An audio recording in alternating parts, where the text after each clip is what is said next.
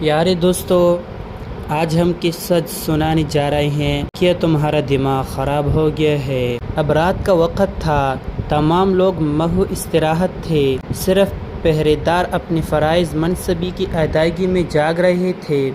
بادشاہ سلامت بھی تمام دن کی مصروفیت سے فراغت کے بعد اپنی خوابگاہ میں پہنچا۔ وہ اپنی عالیشان محل میں انتہائی اعلیٰ اور نرم و گداز مخمل کے بستر پر لیٹا ہی تھا کہ اچانک اس کمرے کی چھت پر کسی کے چلنے کی آواز آئی۔ اس نے اس آہٹ کو پہلے تو وہم سمجھا، مگر جب اس نے انتہائی غور اور سکون کے ساتھ جائزہ لیا تو اسے یقین ہو گیا کہ لازماً کوئی شخص اس کی خوابگاہ کی چھت پر ٹہل رہا ہے۔ وہ حیران و پریشان تھا کہ یہ کیسے ہو سکتا ہے؟ کون ہے جو تمام حفاظتی حصار توڑ کر اس قدر جرأت و جسارت کے ساتھ اس محفوظ و مامون اور خفیہ کمرے کی چھت پر آ پہنچا ہے؟ بادشاہ نے اسی لمحے اپنے خادم خاص کو آواز دی جو رات کی ڈیوٹی پر مامور تھا۔ بادشاہ کے لہجے کی تلخی سمجھتے ہوئے خادم دوڑا ہوا آیا اور انتہائی حیران کن لہجے میں بولا، بادشاہ سلامت، فرمائیے رات کے ان سکون امیز لمحات میں کس چیز نے آپ کو بے سکون کیا؟ میں آپ کے حکم کا منتظر ہوں، بادشاہ نے گرجدار لہجے میں کہا۔ اتنی رات گئے شاہی محل کی چھت پر کون چل پھر رہا ہے؟ خبر لو اور فوراً مجھے اطلاع کرو۔ جس کسی نے بھی یہ جرأت کی ہے آج وہ سزا سے بچ نہیں سکے گا۔ خادم دوڑا ہوا گیا اور اس نے محافظین اور شاہی کرندوں کو اس امر کی اطلاع دی تو محل میں ہر طرف بھاگم دوڑ شروع ہو گئی۔ ہر شخص پریشان ہو گیا، ہر ایک کی زبان پر یہی تھا کہ یہ کیسے ہو سکتا ہے؟ آخر یہ کیوں کر ہوا؟ کون ہے جس نے اپنی موت کو آواز دی ہے؟ شاہی محل کے تمام کرندے، حفاظتی دستے اور خدمتگار آگے پیچھے دوڑ پڑے اور محل کی چھت پر پہنچے تو کیا دیکھتے ہیں کہ ایک مجذوب نما شخص انتہائی بے فکری اور طمانینت کے ساتھ محل کے اسی کمرے کی چھت پر ٹہل رہا ہے جو کہ بادشاہ سلامت کی آرامگاہ ہے۔ سیکورٹی گارڈز کے عملے نے فوراً ہی اس شخص کو دبوچ لیا اور اسے دوڑاتے ہوئے بادشاہ سلامت کے پاس لے آئے۔ بادشاہ غصے میں تھا۔ چشم فلک نے دیکھا کہ بادشاہ سلامت کو اس قدر غصہ آج تک نہیں آیا تھا۔ وہ تو انتہائی تحمل اور بردبار تھا، مگر یہ واقعہ واقعی انہونا تھا۔ اس غیر متوقع بات نے ہی بادشاہ کا لہجہ غیر متوقع کر دیا۔ بادشاہ نے اپنی آواز کی مکمل توانائی اور بلندی کے ساتھ اس شخص سے پوچھا، تم کون ہو؟ تم یہاں کیسے پہنچے ہو؟ تم یہاں کیا لینے آئے ہو؟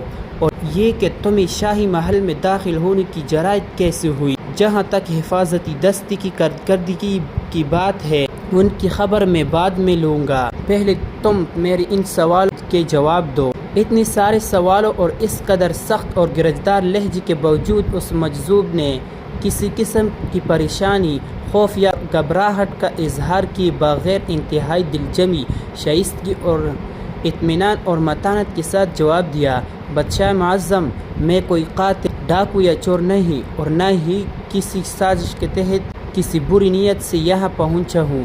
مجھے کسی نے یہاں نہیں بھیجا بلکہ میں اپنی مرضی سے آیا ہوں۔ دراصل ماجرا یہ ہے کہ میرا ایک عدد انتہائی قیمتی اونٹ گم ہو گیا ہے، وہ میرے گھر سے بھاگ گیا ہے۔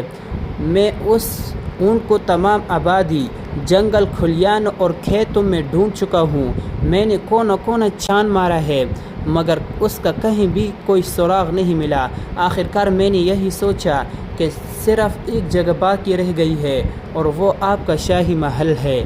میں نے خیال کیا کہ شاید میرا وہ اونٹ شاہی محل میں جا پہنچا ہو۔ میں نے اسے شاہی محل میں بھی نہیں پایا تو مجھے فکر ہوئی کہ ممکن ہے وہ اونٹ شاہی محل کی چھت پر ہی موجود ہو، اس لیے میں چھت پر اسے تلاش کر رہا تھا۔ آپ کو اگر میرے اونٹ کے متعلق کوئی خبر ہو تو مجھے بتائیے تاکہ میں اپنا اونٹ حاصل کر سکوں۔ بادشاہ نے جیسے ہی اس مجذوب نما شخص کا یہ جواب سنا تو بادشاہ کا غصہ اور تیز ہو گیا، بلکہ تیزی اور تلخی کی آخری حدوں کو چھونے لگا۔ بادشاہ کی سمجھ میں نہیں آ رہا تھا کہ اس شخص کو اس گستاخی کی کیا سزا دے۔ بالآخر بادشاہ پھٹ پڑا اور کہنے لگا، کیا تمہارا دماغ خراب ہو گیا ہے؟ تجھے اتنی سمجھ بھی نہیں کہ یہ شاہی محل ہے، یہ کوئی جنگل صحرا کھیت نہیں، اور نہ ہی یہ کوئی چوراہا ہے جہاں تمہارا اونٹ آیا ہو۔ اس مجذوب نما شخص نے انتہائی تحمل کے ساتھ جواب دیا، بادشاہ ذی وقار، میں نے لوگوں سے سنا ہے کہ آپ کو خدا رسیدہ بننے اور کہلانے کا بہت شوق و ذوق ہے۔ رب ذوالجلال آپ کا یہ شوق سلامت رکھے، مگر میں تو صرف اتنی سی عرض کرنا چاہتا ہوں کہ اگر شاہی محل میں اور اس کی چھت پر اونٹ نہیں مل سکتا تو پھر تخت و تاج اور نرم و گداز بستر پر خدا بھی نہیں مل سکتا۔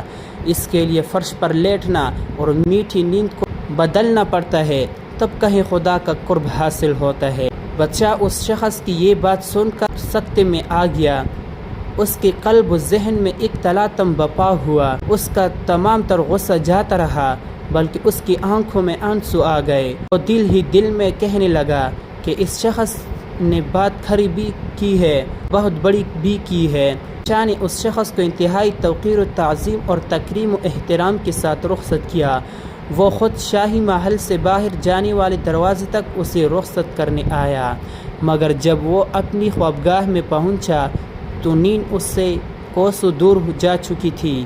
اس نے تمام رات کروٹیں بدلتی گزار دی۔